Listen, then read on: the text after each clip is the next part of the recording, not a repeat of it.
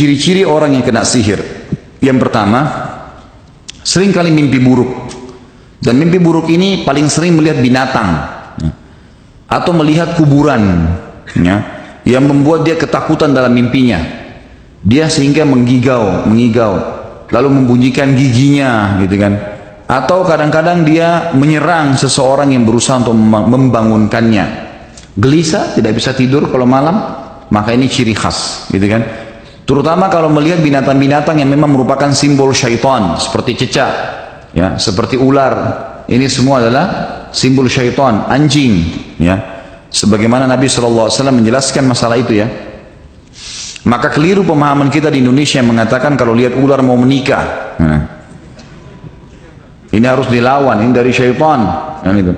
Katanya kalau lihat ular mau menikah, gitu kan. Ini tidak benar. Kalau nenek-nenek 90 tahun lihat ular, bagaimana? Ini kadang-kadang ularnya macam-macam. Ada ular yang dilihat hitam, ya. Umumnya itu selalu warna-warna gelap, hitam, berusaha menyerangnya, menakut-nakutinya, melilit tubuhnya. Ini yang pertama, sering mimpi. Kalau mimpi menakutkan begini, berarti dia sedang disihir. Sihir itu berusaha untuk merusak dia, ya, menakut-nakuti dia sehingga dia tidak berprestasi dalam kehidupan.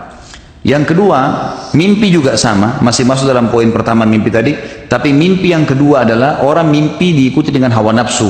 Sering mimpi junub, sering mimpi didatangi oleh laki-laki atau perempuan. Bisa saja laki-laki atau perempuan itu adalah orang yang pernah dia suka sebelumnya atau yang suka dia.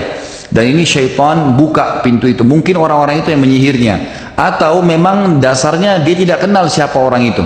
Mungkin dalam bentuk makhluk yang besar atau kelihatannya hitam. Dan ini berarti ada jin yang menyukainya. Ada jin yang menyukainya. Dan saya sarankan jangan suka-sukaan sama jin. Nggak ada gunanya. Nggak kelihatan, gitu kan. Dan jin yang paling cantik pernah buat pengakuan. Mau dengar? Hah? Ada nggak? Siapa tahu ada yang mau melamar, boleh lah. Ada seorang syekh di Madinah, saya dengar kaset beliau. Semoga Allah ampuni saya kalau saya keliru, tapi saya ingatnya waktu masih saya pernah dengar itu. Jadi beliau kalau ruqyah, murid-muridnya rekam di kaset. Zaman dulu masih ada kaset-kaset gitu, pakai kaset. Lalu sempat ditanya, kamu ini siapa? Dia bilang, saya jin perempuan dan saya jin yang paling cantik. Kata syekhnya, memang kau bagaimana? Dia bilang, mata saya 1, kaki saya 9. Ada yang mau? Sudah jelas-jelas dikasih manusia kakinya 2, mau cari 9. Untuk apa? Mimpi. Yang kedua, sering ketakutan sendiri.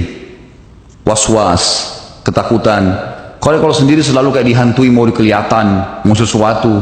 Nah, ini juga termasuk ada gangguan. Nah, ini harus diruqyah, gitu kan? Kemudian yang ketiga, seringkali merasa ada penyakit atau merasa ada penyakit. Ya, sering penyakit nih, dan penyakitnya kanker, penyakit-penyakit yang besar, was-was.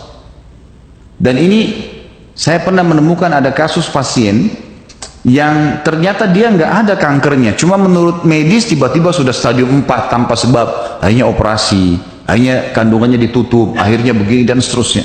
Kesian. Semoga Allah sembuhkan, ya. Tapi seperti itulah keadaannya, dan ini sering terjadi. Ini semua dari syaitan, dari sihir, dan harus dilawan. Itu bisa dilawan. Kemudian juga termasuk di sini orang yang indikasi kena sihir itu orang yang pernah diukir-ukir badannya dengan istilah raja-raja, ukiran-ukiran. Mungkin pesannya supaya rumah tangganya langgeng, supaya setiap orang lihat dia suka, dan seterusnya, dan seterusnya. Kemudian juga orang yang pernah dimandikan air, transfer aura, ya, memberikan kekuatan, tenaga dalam. Ini semua adalah senjata-senjata syaitan, berarti ada sihir. Yang harus dia berobat, tidak bisa tidak, harus berobat. Dia harus, kalau dia mau sembuh, dia harus ruqyah baru dia bisa sembuh, insya Allah. Tentu ruqyah ini harus sabar, ya, proses. Ada orang yang sekali sembuh, ada yang 2 kali, Allahu a'lam, tergantung. Tapi yang jelas orang-orang yang masih belum sembuh, dia harus juga muhasabah dirinya. Mungkin masih ada dosa yang mengganjal, mungkin hatinya masih nggak baik, gitu kan? Atau mungkin ada sesuatu yang memang dia traumatis dari masa dia kecil, masa dia kecil. Kadang ada jin keturunan, dan macam-macam lah, ya, macam-macam. Jadi yang jelas kalau ada indikasi-indikasi ini secara umum, maka antum semestinya harus berobat, insya Allah.